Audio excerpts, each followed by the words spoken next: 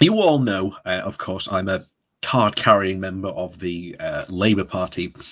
And of course, I've said multiple times, I would prefer, of course, Jeremy Corbyn, if we have, but sometimes you've got to make do with the best that you've got. And sometimes you've got to think about who would do the most harm to this nation. And I am very, very confident in saying, even though Keir Starmer and the right wing of the Labour Party are taking control, I would far more prefer them in charge than, shall we say, Boris Johnson and the current crop of right-wing libertarian conservative party that they seem to be turning and morphing into even more as the day continues. Sometimes you've got to vote for people who you don't necessarily like 100% of the time. That's just the way how politics works. Now, of course, I've said this multiple times. You know already what's coming. If you are a well watcher of my channel, you know what I'm about to say. If you genuinely want to make a change in politics and you genuinely want to get involved, then I've always said go and join, a local political party. It's very easy to do, and get involved. Write to your MP, get involved in local politics as well. That's very important. Most people don't realise that even though the left has been, quote, purged from the Labour Party, as a lot of people say, in reality, they're all there at the local level.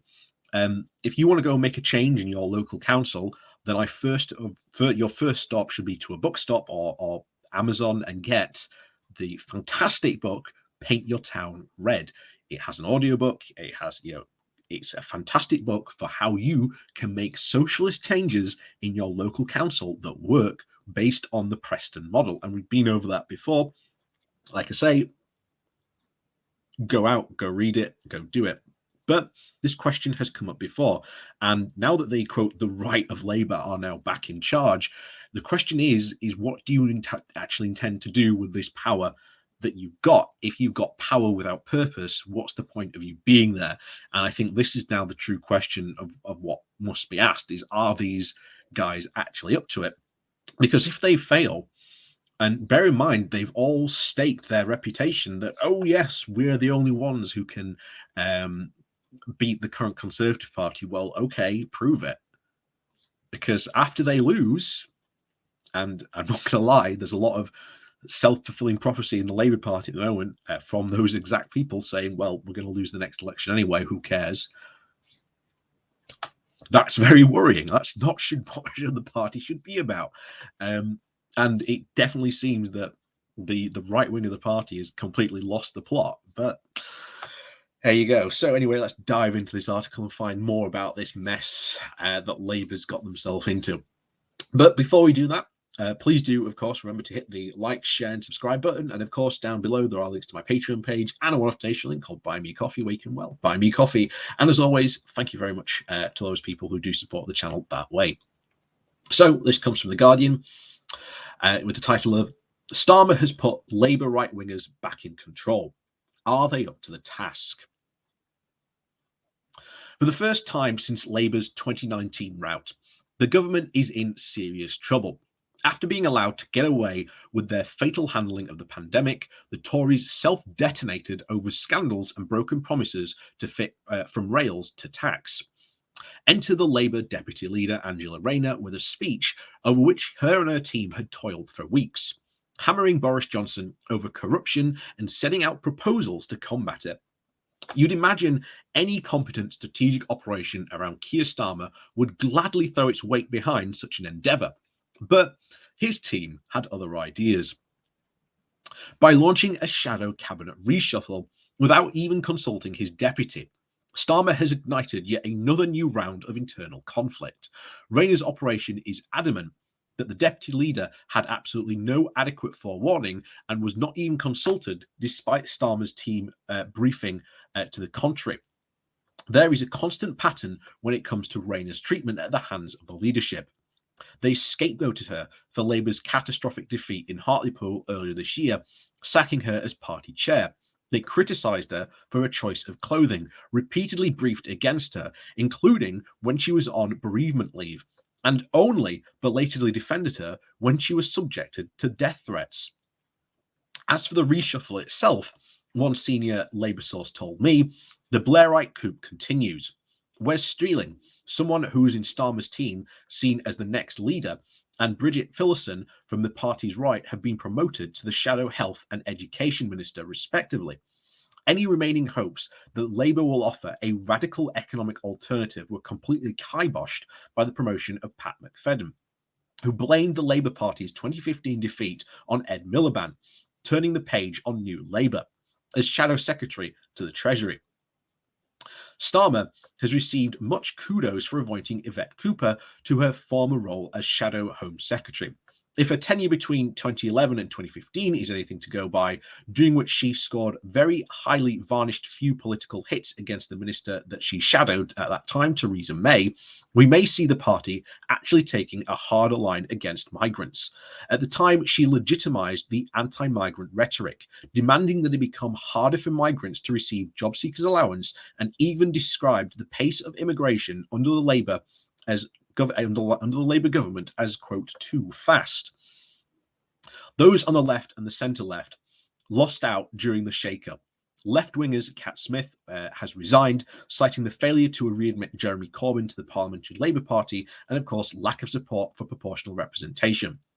The business and industrial strategy was taken away from Ed Miliband, although allies believe he has energies emerges enhanced with full control of the Green New Deal brief.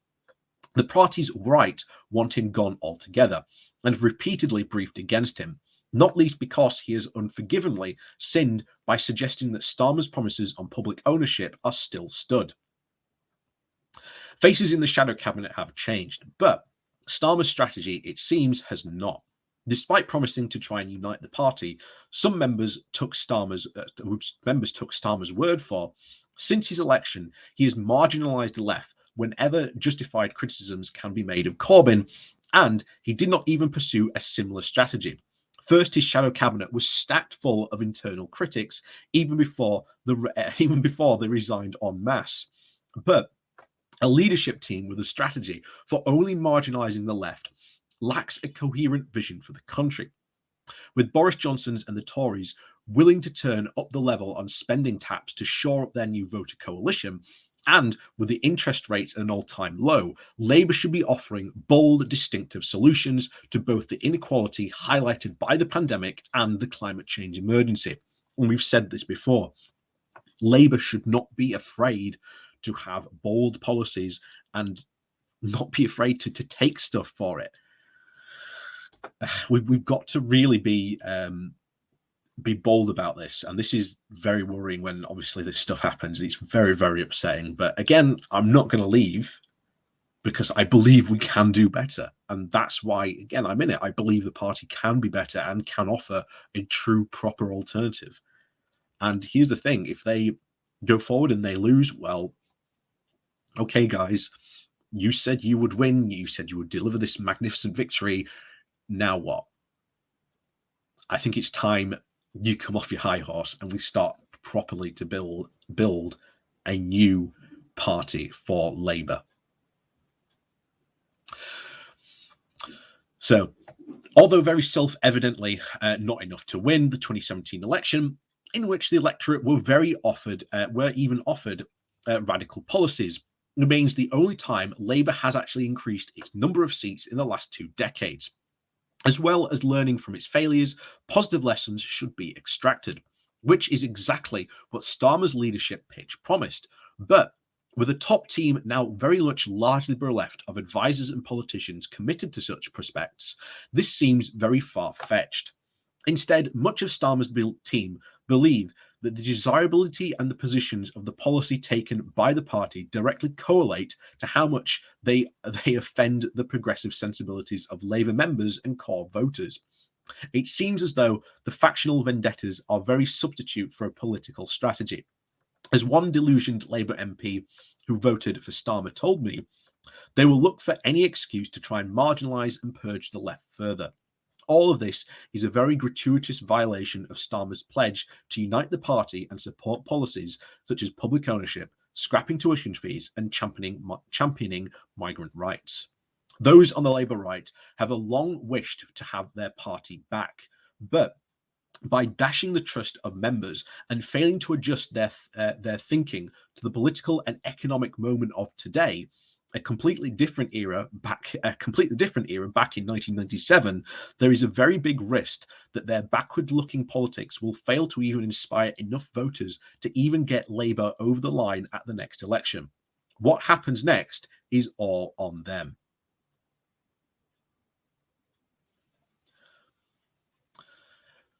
So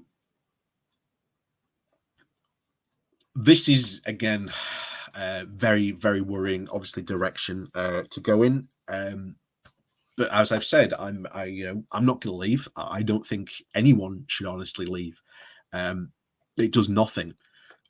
And leaving all the other resignations that we've seen over the past 2 or 3 years, they've done nothing. This hasn't stopped them. Your best moments are obviously to get your local party to push for policy proposals, again, which we've said multiple times. Get involved in your local Labour Party. Not only just get involved, with your local MP, but get involved at your, the local council level as well. Like I say, I've said this very clearly. I think if you are on the left in this country, you should go out and you should buy the book. Again, I promise you, I am not being paid by the author or anything. It's just that good. In fact, I have said before, we've got to go through it at some point. Paint Your Town Red. It's about bringing policies that they did in Preston. And by the way, Preston is now a town that was once had the highest unemployment, the lowest social mobility in the country. One of the poorest councils in the country. They brought in, again, this plan for America called the Cleveland Plan. They obviously changed it to match, the UK. Worked out incredibly well. One of the most wealthy councils in the UK. Has the lowest number of unemployment in the UK compared to other towns and cities, not only in that region but in the UK, because they fully followed that plan. And other councils have not fully followed that plan, but they are following parts of that plan. So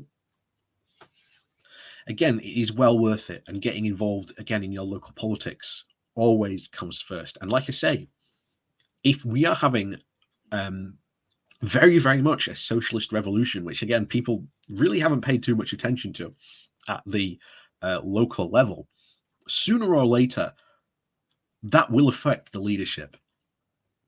Like I say, the Blairite faction of the party have, quote, won back their party and control, but you're using a playbook that was used back in 1997. It does not reflect the economic, political, and positions of 2021. Everything that is about to fail on them is all on them, and they have no one to blame but themselves. We've said this before.